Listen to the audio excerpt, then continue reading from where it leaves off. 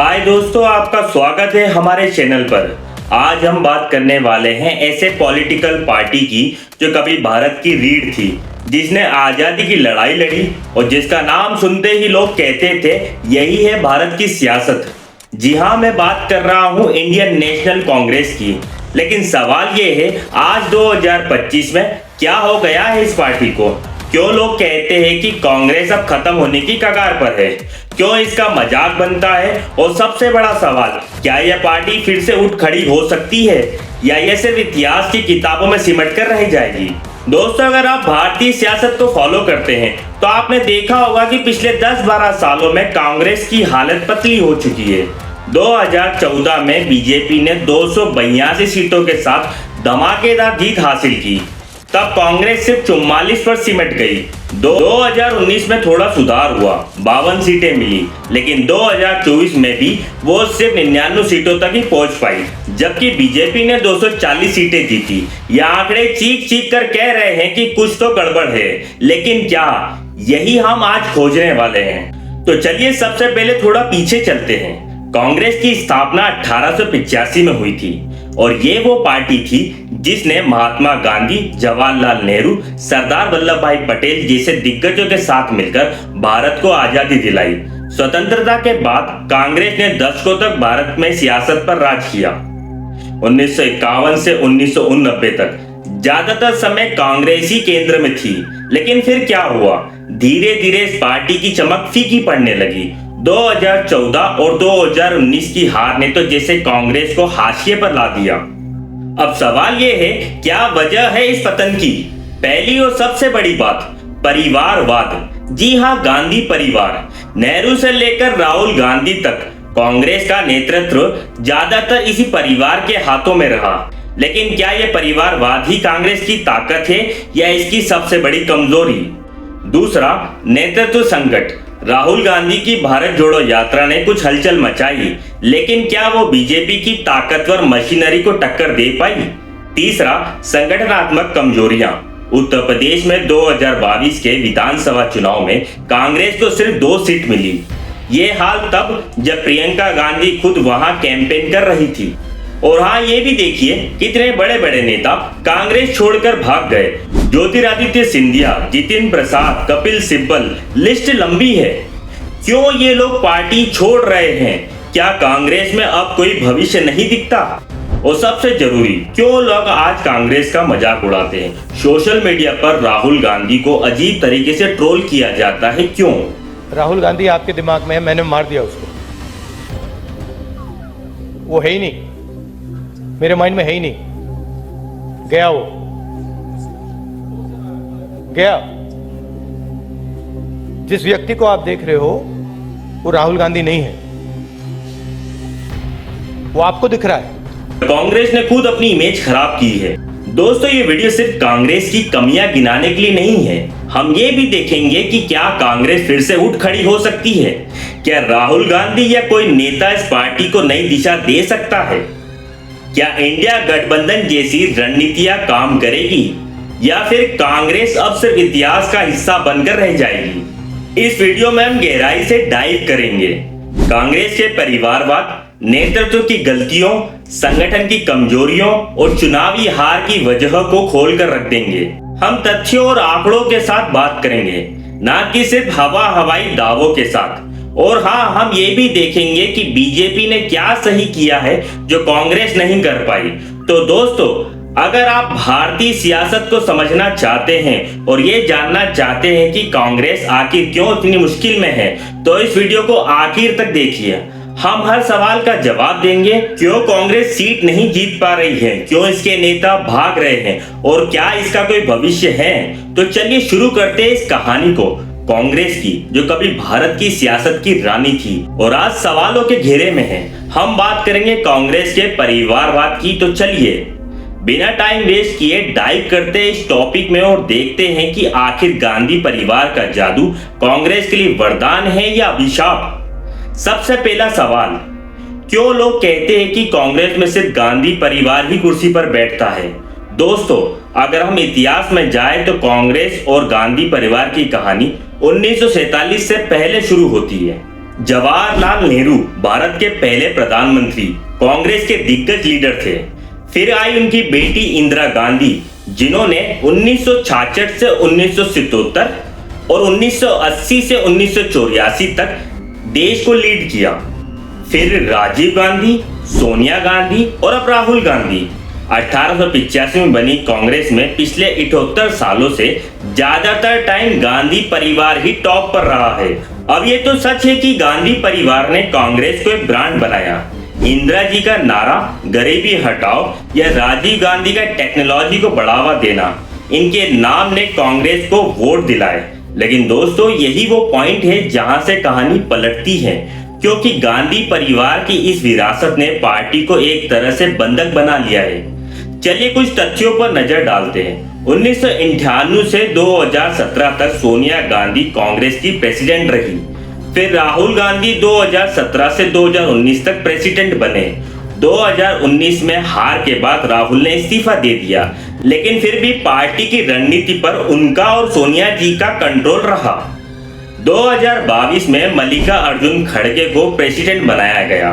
पहली बार 24 सालों में कोई गैर गांधी प्रेसिडेंट बना। लेकिन क्या आपको लगता है कि ये बदलाव असली है? कई एक्सपर्ट्स का मानना है कि खड़गे सिर्फ एक रबर स्टैंप है और असल पावर अभी भी गांधी परिवार के पास है।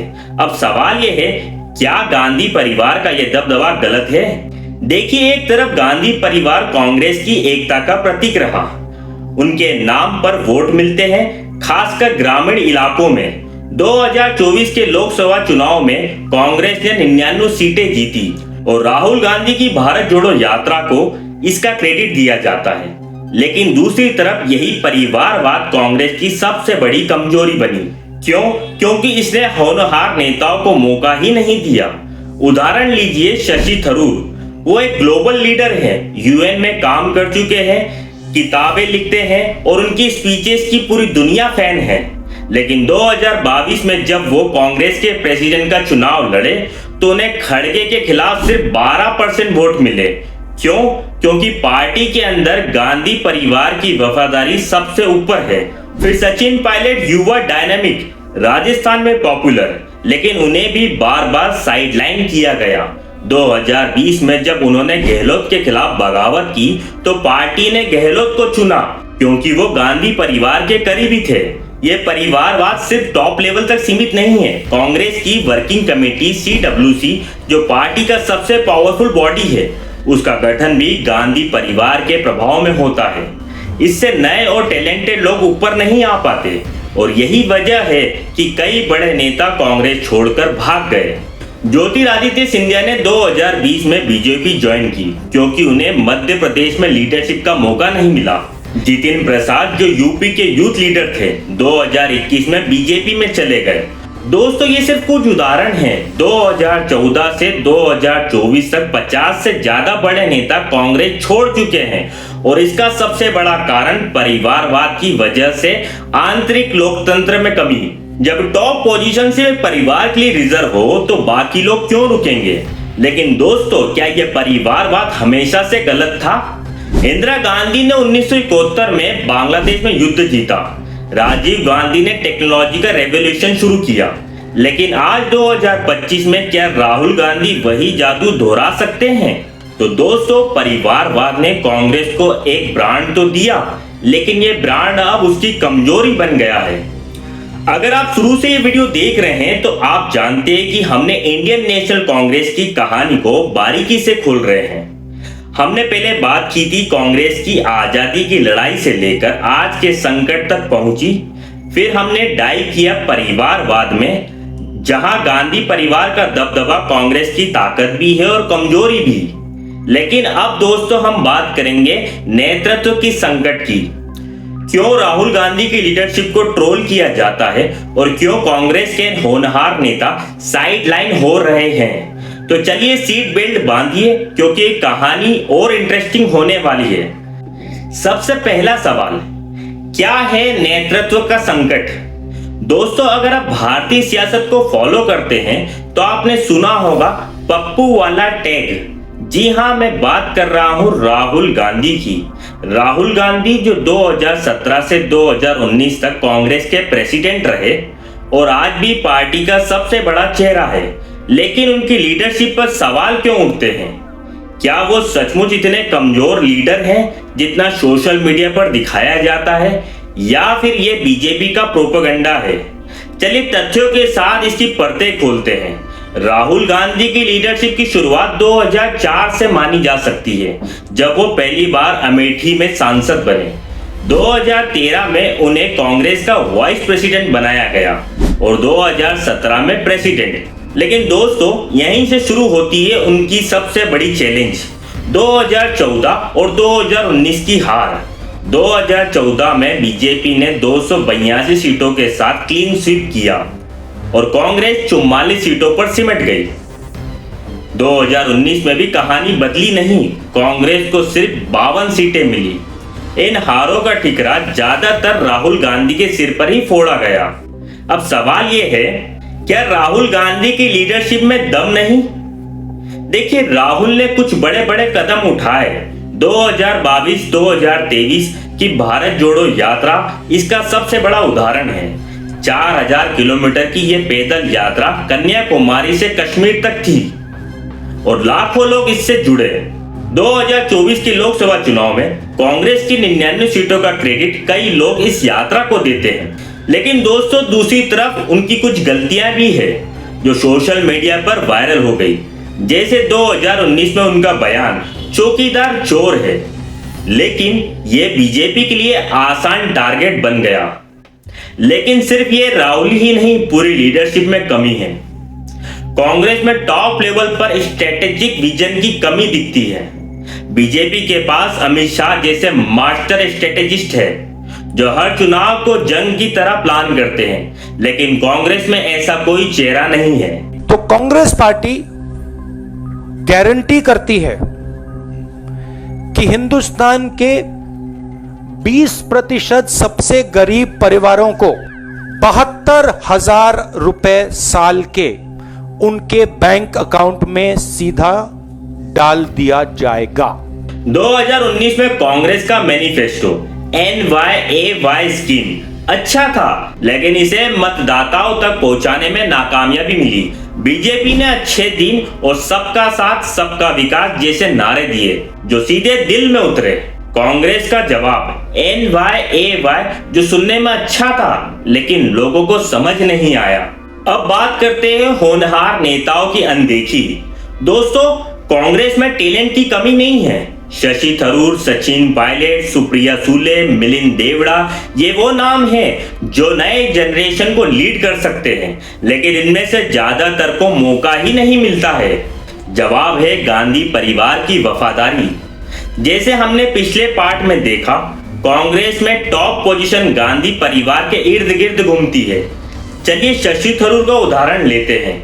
वो इंटरनेशनल लेवल पर इंडिया को रिप्रेजेंट कर चुके हैं। उनकी किताबें बेस्ट सेलर है। उनकी इंग्लिश सुनकर लोग वाह वाह करते हैं। लेकिन 2022 में जब वो प्रेसिडेंट का चुनाव लड़े तो उन्हें सिर्फ 1072 वोट मिले, जबकि मल्लिकार्जुन खड़गे को 7,897। क्यों? क्योंकि खड़गे को गांधी परिवार का समर्थन था। थरूर जैसे लीडर को साइडलाइन करना कांग्रेस की कितनी बड़ी गलती है। फिर सचिन पायलट, राजस्थान में 2018 के चुनाव में पायलट ने कांग्रेस को जिताने में बड़ी भूमिका निभाई, लेकिन जब सीएम बनाने की बारी आई तो गांधी परिवार ने अशोक गहलोत को चुना, क्योंकि वो पुराने वफादार थे। पायलट ने बगावत की, लेकिन उन्हें डिप्टी सीएम बनाकर चुप करा दिया गया।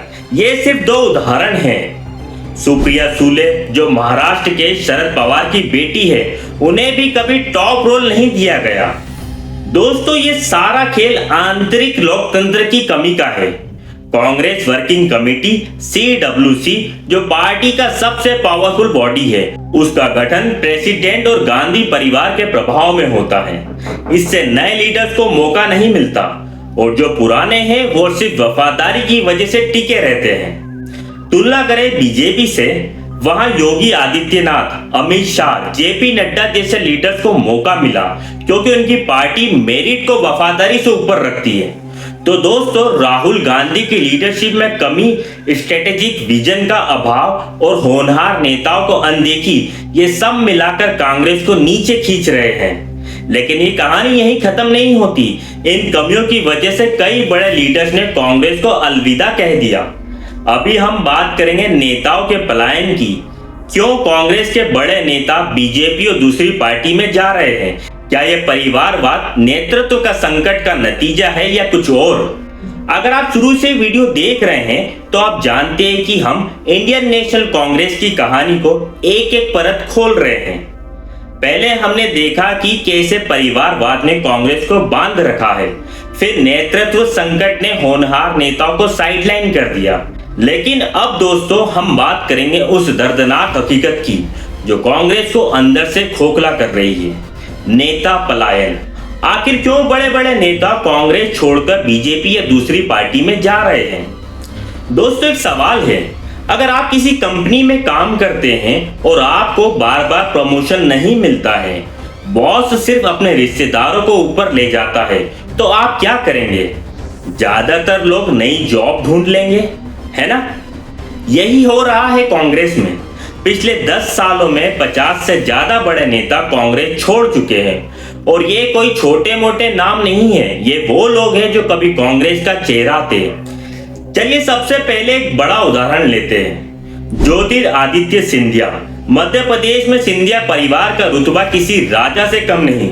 ज्योतिरादित्य सिंधिया 2002 से 2020 तक कांग्रेस में थे। वो सांसद थे, मंत्री थे और मध्य प्रदेश में पार्टी का बड़ा चेहरा। लेकिन 2020 में उन्होंने बीजेपी ज्वाइन कर ली। क्यों? क्योंकि उन्हें लगता था कि कांग्रेस में उनकी वैल्यू नहीं हो रही है। 2018 में मध्य प्रदेश में कांग्रेस जीती, लेकिन सीएम की कुर्सी कमलनाथ को दे दी गई, जो गांधी परिवार के करीबी थे। सिंधिया को नजरअंदाज किया गया और नतीजा, वो 22 विधायकों के साथ बीजेपी में चले गए और मध्य प्रदेश में कांग्रेस की सरकार गिर गई। अब दूसरा उदाहरण है जितिन प्रसाद। जितिन यूपी में यूथ लीडर थे, यूपीए सरकार में मंत्री थे, लेकिन 2021 में वो भी बीजेपी में चले गए। कारण, यूपी में कांग्रेस की कमजोर संगठनात्मक स्थिति और अवसरों की कमी। 2022 के यूपी विधानसभा चुनाव में कांग्रेस को सिर्फ 2 सीट मिली। जितिन जैसे लीडर को लगा कि बीजेपी में जाकर वो ज्यादा इंपैक्ट बना सकते हैं और हाँ, बीजेपी ने उन्हें यूपी की सरकार में मंत्री बनाया। तीसरा बड़ा नाम कपिल सिब्बल, वरिष्ठ वकील हैं, यूपीए में मंत्री रहे और कांग्रेस के सबसे बड़े बुद्धिजीवी नेताओं में से एक। उनकी शिकायत थी कि कांग्रेस में कई स्ट्रेटेजिक दिशा नहीं है और गांधी परिवार के इर्द गिर्द ही सब कुछ घूमता है। तो दोस्तों, ये तीनों उदाहरण क्या दिखाते हैं? पहला, परिवारवाद की वजह से टैलेंटेड लीडर्स को मौका ही नहीं मिलता। जैसे हमने पिछले पार्ट में देखा, शशि थरूर और सचिन पायलट जैसे लोग साइडलाइन हो रहे हैं क्योंकि गांधी परिवार की वफादारी सबसे ऊपर है। दूसरा, नेतृत्व संकट। राहुल गांधी की लीडरशिप में स्ट्रेटेजिक विजन की कमी ने कई नेताओं को निराश किया। और तीसरा, संगठनात्मक कमजोरियां। कांग्रेस की राज्य इकाइयां इतनी कमजोर हो चुकी है कि लीडर्स को लगता है कि दूसरी पार्टियों में ज्यादा स्कोप है। 2014 से 2024 तक 50 से ज्यादा बड़े नेताओं ने कांग्रेस छोड़ी। इसमें हेमंत बिस्वा शर्मा, अमरिंदर सिंह और गुलाम नबी आजाद जैसे दिग्गज शामिल हैं। इनके जाने से कांग्रेस की क्या हालत हुई? मध्य प्रदेश में सरकार गिरी, यूपी में 2 सीट पर सिमट गई और आसाम में बीजेपी का दबदबा हो गया। अब सवाल यह है, क्या यह सिर्फ कांग्रेस में ही ऐसा हो रहा है? जवाब है नहीं, लेकिन बीजेपी ने इसे अपने फायदे में बदला। बीजेपी ने इन नेताओं को न सिर्फ स्वीकार किया बल्कि उन्हें बड़े रोल दिए। हेमंत बिस्वा शर्मा को आसाम का सीएम बनाया गया, ज्योतिरादित्य सिंधिया को केंद्रीय मंत्री बनाया गया। बीजेपी की स्ट्रेटेजी साफ है, वो टैलेंट को मौका देती है और कांग्रेस वो अपने टैलेंट को खो रही है। लेकिन दोस्तों, ये पलायन सिर्फ अवसरों की कमी की वजह से नहीं है। कई नेताओं ने कहा है कि कांग्रेस में आंतरिक लोकतंत्र की कमी है। कपिल सिब्बल ने 2022 में कहा था, कांग्रेस में कोई सुनवाई नहीं होती। गुलाम नबी आजाद ने भी यही बात दोहराई। जब उन्होंने 2022 में पार्टी छोड़ी। और हाँ, बीजेपी का लुभावना ऑफर भी एक बड़ी वजह है। बीजेपी के पास है पैसा, संगठन और आरएसएस का सपोर्ट है। कांग्रेस के पास क्या है? तो दोस्तों, नेता पलायन ने कांग्रेस को कमजोर कर दिया है। लेकिन ये सिर्फ लीडर्स की बात नहीं है, इसके पीछे एक बड़ी वजह है, संगठनात्मक कमजोरियां और गुटबाजी। गुटबाजी ने पार्टी को अंदर से तोड़ दिया है। अब तक हमने देखा कि परिवारवाद ने कांग्रेस को बंधक बना रखा है। नेतृत्व संकट ने होनहार लीडर्स को साइडलाइन किया और नेताओं के पलायन ने पार्टी को अंदर से खोखला कर दिया। लेकिन दोस्तों, अब हम बात करेंगे उस रीजन की जो इन सब की जड़ में है, संगठनात्मक कमजोरियां और गुटबाजी। तो चलिए इस कहानी में डाइव करते हैं और देखते हैं कैसे कांग्रेस का संगठन टूट रहा है। दोस्तों, एक सवाल है, अगर किसी कंपनी का ढांचा कमजोर हो, कर्मचारी आपस में लड़ते हो और बॉस सिर्फ अपने चहेतों को सुनता हो, तो वो कंपनी कितने दिन चलेगी? ज्यादा नहीं ना। यही हाल कांग्रेस का है। कांग्रेस जो भारत की सबसे बड़ी और सबसे मजबूत पार्टी थी, आज संगठन के मामले में बीजेपी से मीलों पीछे है। और इसका सबसे बड़ा सबूत है 2022 के उत्तर प्रदेश विधानसभा चुनाव, जहां कांग्रेस को 403 में से सिर्फ 2 सीट मिली। ये वही यूपी है जहां कभी कांग्रेस का राज था। तो आखिर क्या हुआ? तो चलिए तथ्यों के साथ समझते हैं। सबसे पहले बात करते हैं कांग्रेस की संगठनात्मक संरचना की। कांग्रेस का ढांचा 2 लेवल पर काम करता है। नेशनल लेवल पर कांग्रेस की वर्किंग कमेटी और स्टेट लेवल पर प्रदेश कमेटी काम करती है। लेकिन दोस्तों, ये ढांचा अब सिर्फ कागजों पर है। ग्राउंड लेवल पर कांग्रेस की स्टेट यूनिट्स कमजोर हो चुकी है। उदाहरण के लिए उत्तर प्रदेश में प्रियंका गांधी को 2019 में यूपी का इंचार्ज बनाया गया, लेकिन 2022 के चुनाव में कांग्रेस का वोट शेयर सिर्फ 2.5% रहा। क्यों? क्योंकि यूपी में कांग्रेस का बूथ लेवल संगठन लगभग खत्म हो चुका है। तुलना करें अगर बीजेपी से, तो बीजेपी का संगठन आरएसएस के सपोर्ट से इतना स्ट्रांग है कि हर बूथ पर उनके कार्यकर्ता मौजूद है। 2022 में यूपी में बीजेपी ने 255 सीटें जीती, क्योंकि उनके पास हर गली हर नुक्कड़ पर वर्कर्स थे। लेकिन कांग्रेस, उनके पास ना तो कार्यकर्ता है, ना ही कोई सॉलिड प्लान। और हाँ, ये सिर्फ यूपी की बात नहीं है। गोवा में 2022 में कांग्रेस की सीट 11 से घटकर 3 हो गई। मणिपुर, असम, त्रिपुरा, लगभग हर नॉर्थ ईस्ट स्टेट में कांग्रेस की हालत पतली है।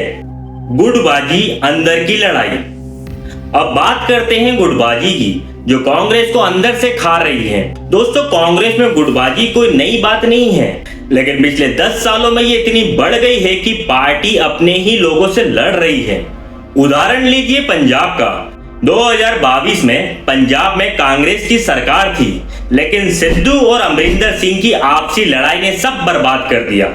सिद्धू चाहते थे कि वो सीएम बने, लेकिन गांधी परिवार ने पहले अमरिंदर को सपोर्ट किया, फिर चरणजीत सिंह चन्नी को। नतीजा, अमरिंदर ने पार्टी छोड़ दी और 2022 में कांग्रेस पंजाब में 117 में सिर्फ 18 सीट जीत पाई। एक और बड़ा उदाहरण है राजस्थान। 2018 में कांग्रेस ने राजस्थान में सरकार बनाई, लेकिन सचिन पायलट और अशोक गहलोत की गुटबाजी ने पार्टी को बांट दिया।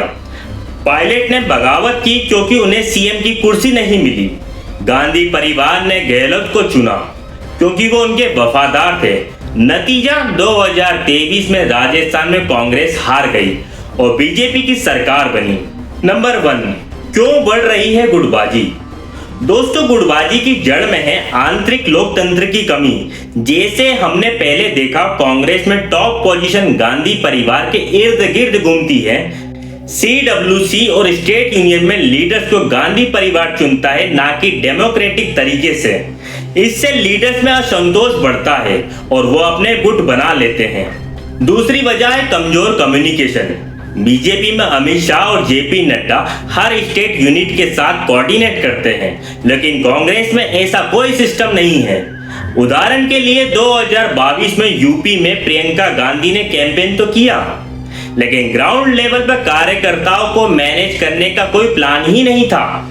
इसका असर क्या हुआ? संगठन की कमजोरी और गुटबाजी की वजह से कांग्रेस ने कई राज्यों में अपनी पकड़ खो दी। ज्योतिरादित्य सिंधिया, अमरिंदर सिंह जैसे बड़े लीडर्स ने पार्टी छोड़ी क्योंकि उन्हें लगा कि गुटबाजी और कमजोर संगठन में उनका भविष्य नहीं है। और हाँ, ये कमजोरी सिर्फ स्टेट लेवल पर नहीं है, नेशनल लेवल पर भी कांग्रेस का मैसेजिंग साफ नहीं है। बीजेपी के पास एक क्लियर नारा और स्ट्रेटेजी है। तो दोस्तों, संगठनात्मक कमजोरी और गुटबाजी ने कांग्रेस को अंदर से तोड़ दिया, लेकिन ये कहानी खत्म यही नहीं होती है, क्योंकि इन सब कमियों का नतीजा दिखता है चुनावी प्रदर्शन में। हमने जाना कि परिवारवाद ने कांग्रेस को बंधक बना लिया है, नेतृत्व संकट ने टैलेंट को साइडलाइन किया, नेता पलायन ने पार्टी को खोखला किया और संगठनात्मक कमजोरियों ने इसकी नींव हिला दी। लेकिन दोस्तों, इन सब का असली इंपैक्ट दिखता है चुनावी रिजल्ट में। आज हम बात करेंगे कैसे कांग्रेस बार बार चुनाव हार रही है और उसके पीछे की असली वजह क्या है। तो चलिए दोस्तों, शुरू करते हैं। एक सवाल है, जब आप कोई गेम खेलते हैं और बार बार हारते हैं तो आप क्या करते हैं? अपनी स्ट्रेटेजी चेंज करते हैं, है ना? लेकिन कांग्रेस ऐसा क्यों नहीं कर पा रही है? 2014 से लेकर 2024 तक कांग्रेस लोकसभा के चुनावों में बीजेपी से मीलों पीछे रही और सिर्फ लोकसभा ही नहीं, यूपी, गोवा, पंजाब जैसे राज्यों में भी कांग्रेस की हालत पतली है। तो आखिर क्यों? चलिए तथ्यों के साथ इसकी जड़ तक जाते हैं। 2014 और 2019 की करारी हार। सबसे पहले बात करते हैं 2014 के लोकसभा चुनाव की। 2014 में बीजेपी ने 282 सीटें जीती और कांग्रेस सिर्फ 44 पर सिमट गई। ये उसका अब तक का सबसे खराब प्रदर्शन था। क्यों? क्योंकि बीजेपी ने नरेंद्र मोदी को विकास पुरुष के रूप में पेश किया और उनका नारा अच्छे दिन हर घर तक पहुंचा। दूसरी तरफ कांग्रेस यूपीए 2 के भ्रष्टाचार के दागों में जूझ रही थी। 2G स्कैम, कोलगेट जैसे मुद्दों ने उसकी इमेज खराब की। राहुल गांधी ने कैंपेन तो किया, लेकिन उनकी स्ट्रेटेजी में वो धार नहीं थी। 2014 में भी कहानी ज्यादा अलग नहीं थी। बीजेपी ने 303 सीट जीती और कांग्रेस को सिर्फ 52 सीट मिली। बीजेपी का नारा था मोदी है तो मुमकिन है और उन्होंने राष्ट्रवाद और पुलवामा हमले को भुनाया। लेकिन कांग्रेस, उनकी NYAY स्कीम अच्छी थी, हर गरीब परिवार को 72,000 रुपए सालाना देने का वादा, लेकिन ये स्कीम लोगों तक पहुंची ही नहीं। क्यों? क्योंकि कांग्रेस का मैसेजिंग कमजोर था और राहुल गांधी बीजेपी की स्ट्रेटेजी को काउंटर नहीं कर पाए। 2024 में सुधार, लेकिन फिर भी पीछे। अब 2024 की बात करें, कांग्रेस ने 99 सीटें जीती, 2014 और 2019 से बेहतर, लेकिन बीजेपी की 240 सीटों से बहुत पीछे। राहुल गांधी की भारत जोड़ो यात्रा को इसका क्रेडिट दिया जाता है।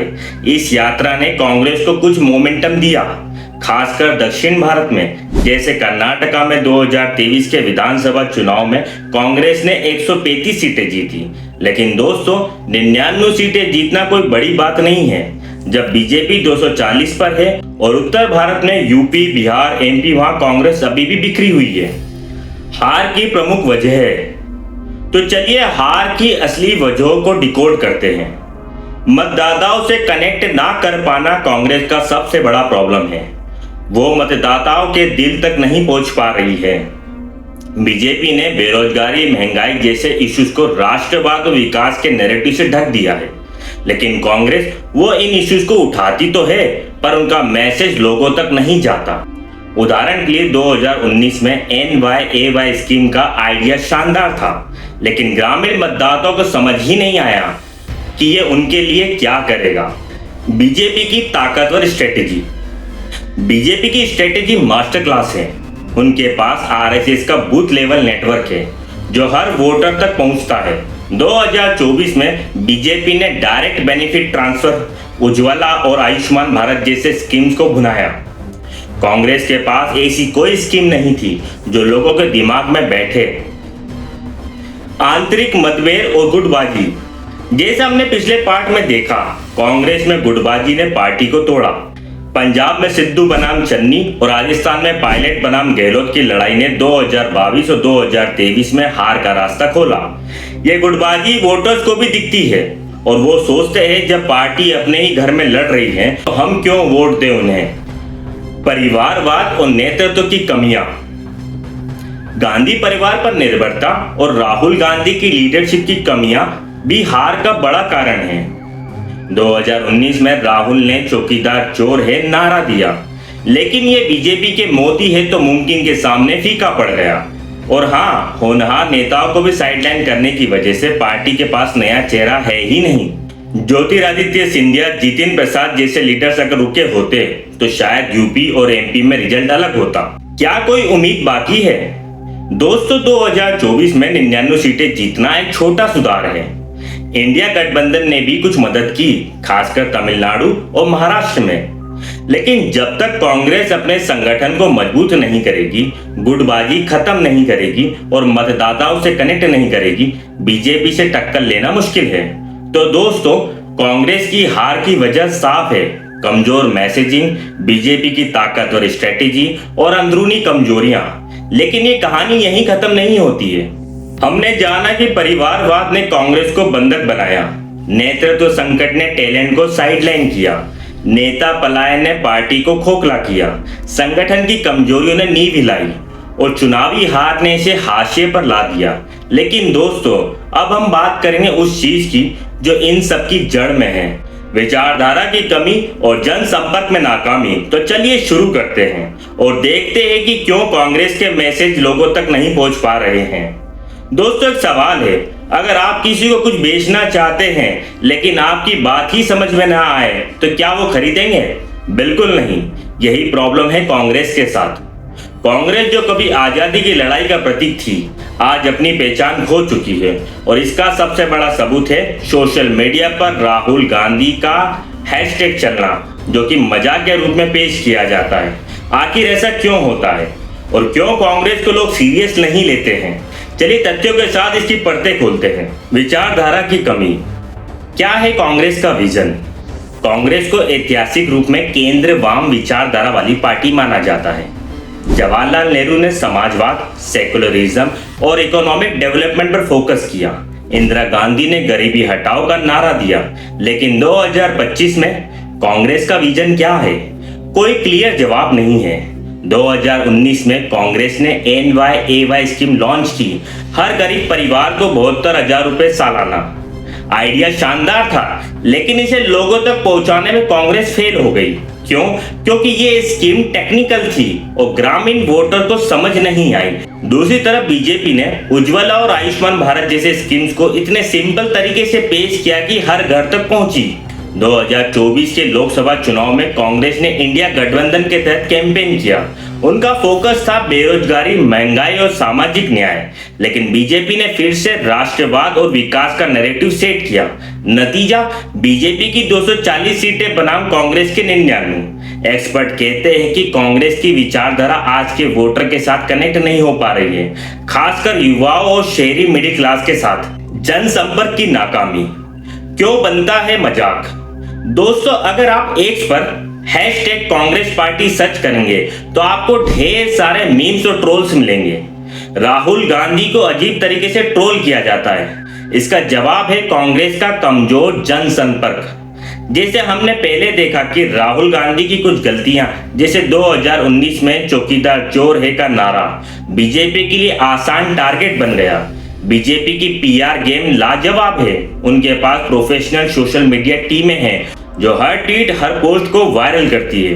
2024 में बीजेपी ने एक्स पर मोदी की गारंटी ट्रेंड करवाया, जो हर वोटर तक पहुंचा। लेकिन कांग्रेस, उनके पास ना तो स्ट्रॉन्ग सोशल मीडिया का प्रेजेंस है, ना ही कोई कैची नारा। 2024 में कांग्रेस का मैनिफेस्टो ठीक था, लेकिन वो लोगों के दिमाग में नहीं बैठा। और हाँ, राहुल गांधी की इमेज भी एक बड़ी वजह है। उनके कुछ बयान, जैसे आलू से सोने बनाने वाली मशीन, सोशल मीडिया पर मीम्स बन गए। लेकिन दोस्तों, क्या ये सिर्फ राहुल गांधी की गलती है या बीजेपी ने इन गलतियों को जानबूझकर बड़ा चढ़ाकर पेश किया है और कांग्रेस वो इन ट्रोल्स का जवाब देने में नाकाम रही अभी तक? बीजेपी से तुलना। कहां रह गई कमी? बीजेपी की विचारधारा क्लियर है, हिंदू, राष्ट्रवाद, आर्थिक विकास और मजबूत लीडरशिप। उनके पास RSS का बूथ लेवल नेटवर्क है जो हर वोटर को उनका मैसेज पहुंचाता है। लेकिन कांग्रेस, उनकी विचारधारा ना तो सेक्युलर वोटर्स को पूरी तरह पसंद आती है, ना ही उनके हिंदू वोटर्स को। उदाहरण के लिए 2024 में बीजेपी ने राम मंदिर और हिंदू गौरव को भुनाया। कांग्रेस ने इसका जवाब देने की कोशिश की, लेकिन ना तो वो पूरी तरह सेक्युलर रहे, ना ही हिंदू वोटर्स को लुभा पाए। इससे उनकी इमेज ना तो इधर की रही, ना उधर की बनी। क्या कोई उम्मीद बाकी है? दोस्तों, राहुल गांधी की भारत जोड़ो यात्रा ने कुछ हद तक इमेज सुधारी। 2024 में 99 सीटें इसका सबूत है। लेकिन जब तक कांग्रेस एक क्लियर विचारधारा और स्ट्रॉन्ग पीआर स्ट्रेटेजी नहीं बनाएगी, बीजेपी से टक्कर लेना मुश्किल है। तो दोस्तों, विचारधाराओं की कमी और जनसंपर्क की नाकामी ने कांग्रेस को पीछे धकेल दिया है। लेकिन ये कहानी यहीं खत्म नहीं होती। अभी तक हमने इंडियन नेशनल कांग्रेस की पूरी कहानी खोल कर रख दी है। हमने देखा कि परिवारवाद ने कांग्रेस को बंधक बनाया, नेतृत्व संकट ने टैलेंट को साइडलाइन किया, नेता पलायन ने पार्टी को खोखला किया, संगठन की कमजोरियों ने नींव हिलाई, चुनावी हार ने हाशिए पर धकेला और विचारधारा व जनसंपर्क की कमी ने इसे मजाक बना दिया। लेकिन दोस्तों, सबसे बड़ा सवाल है, क्या कांग्रेस का कोई भविष्य बाकी है? क्या यह पार्टी फिर से उठ खड़ी हो सकती है या इतिहास की किताबों में सिमट कर रह जाएगी? तो चलिए इस फाइनल चैप्टर को समझते हैं। दोस्तों, एक सवाल है, अगर कोई शख्स बार बार गिरे लेकिन फिर भी हिम्मत ना हारे, तो क्या वो वापस जीत सकता है? शायद हाँ, अगर वो अपनी गलतियों से सीखे। कांग्रेस की कहानी भी कुछ ऐसी ही है। 2025 में यह पार्टी क्रॉस रोड पर खड़ी है, एक रास्ता पुनरुद्धार का और दूसरा हाशिए पर जाने का। तो क्या है वो रास्ते जो कांग्रेस को वापस टॉप पर ला सकती है? तो चलिए तथ्यों और सुझाव के साथ देखते हैं। संगठन को मजबूत करना, ग्राउंड लेवल का रिवाइवल जैसा हमने देखा, कांग्रेस का संगठन आज बिखरा हुआ है। यूपी जैसे बड़े स्टेट में 2022 में सिर्फ 2 सीटें मिलना इसका सबसे बड़ा सबूत है। तो पहला स्टेप क्या है? ग्राउंड लेवल पर संगठन को रिवाइव करना। बीजेपी का आरएसएस बैक नेटवर्क हर बूथ पर पहुंचता है और कांग्रेस को भी ऐसा ही करना होगा। कैसे? सबसे पहले युवा कार्यकर्ताओं को जोड़ना। कांग्रेस की यूथ विंग जैसे एनएसयूआई और यूथ कांग्रेस को मजबूत करना होगा। 2023 में कर्नाटक के यूथ लीडर्स ने बड़ा रोल प्ले किया, जिससे कांग्रेस ने 135 सीटें जीती। लेकिन यूपी, बिहार जैसे राज्यों में ये विंग्स लगभग गायब हैं। दूसरा, लोकल लीडर्स को पावर देना। ज्योतिरादित्य सिंधिया जैसे लीडर्स इसलिए चले गए क्योंकि उन्हें लोकल लेवल पर पावर नहीं मिली। कांग्रेस को अपने स्टेट यूनियन में डेमोक्रेटिक स्ट्रक्चर लाना होगा। नंबर 2, आंतरिक लोकतंत्र। परिवारवाद से आजादी। गांधी परिवार का दबदबा कांग्रेस की ताकत भी है और कमजोरी भी। 2022 में मल्लिकार्जुन खड़गे का प्रेसिडेंट बनना एक बड़ा कदम था, लेकिन असल पावर अभी भी गांधी परिवार के पास है। दूसरा स्टेप है आंतरिक लोकतंत्र लाना। कैसे? कांग्रेस की वर्किंग कमेटी में ओपन इलेक्शन होना चाहिए। शशि थरूर, सचिन पायलट जैसे लीडर्स को बड़े रोल्स मिलना चाहिए। 2022 में थरूर का प्रेसिडेंट इलेक्शन हारना दिखाता है कि पार्टी में वफादारी मेरिट से ऊपर है। अगर कांग्रेस नए चेहरों को मौका दे तो युवा और शहरी वोटर्स को अट्रैक्ट कर सकती है। विचारधारा को क्लियर करना। नया नैरेटिव। कांग्रेस की केंद्र वाम विचारधारा आज कंफ्यूज लगती है। बीजेपी की हिंदू राष्ट्रवाद और विकास की स्ट्रेटेजी के सामने कांग्रेस का कोई क्लियर नैरेटिव नहीं है। तो तीसरा स्टेप है विचारधारा को रीडिफाइन करना। कैसे? कांग्रेस को एक ऐसा विजन चाहिए जो बेरोजगारी, महंगाई और सामाजिक न्याय जैसे इश्यूज को सिंपल तरीके से पेश करे। 2024 में उनका मैनिफेस्टो ठीक था, लेकिन वो लोगों तक नहीं पहुंचा। आम आदमी पार्टी का उदाहरण ले, उनकी फ्री बिजली, फ्री पानी वाला नैरेटिव हर घर तक पहुंचा। कांग्रेस को भी ऐसा ही कैची और रिलेटेबल मैसेज चाहिए। जनसंपर्क को मजबूत करना, ट्रोल्स का जवाब देना। तो चौथा स्टेप है पीआर को रिवैम्प करना। बीजेपी की तरह कांग्रेस को प्रोफेशनल सोशल मीडिया टीम बनानी होगी। 2024 में बीजेपी का हैशटैग मोदी की गारंटी ट्रेंड वायरल हुआ, लेकिन कांग्रेस का कोई ट्रेंड नहीं था। कैसे? सबसे पहले राहुल गांधी की इमेज को रीब्रांड करने से ज्यादा जरूरी है नए लीडर्स को मौका देना। भारत जोड़ो यात्रा ने उनकी इमेज में कुछ सुधार किया, लेकिन इसे और बढ़ाना होगा। दूसरा, सोशल मीडिया पर मीम्स और ट्रोल्स का जवाब देना होगा। बीजेपी की ट्रोल आर्मी को काउंटर करने के लिए कांग्रेस को अपनी डिजिटल आर्मी बनानी होगी। गठबंधन की स्ट्रेटेजी। इंडिया गठबंधन का रोल 2024 में इंडिया गठबंधन ने कांग्रेस को कुछ हद तक सपोर्ट किया। तमिलनाडु और महाराष्ट्र में गठबंधन की वजह से कांग्रेस ने अच्छा परफॉर्म किया, लेकिन गठबंधन में भी प्रॉब्लम्स है।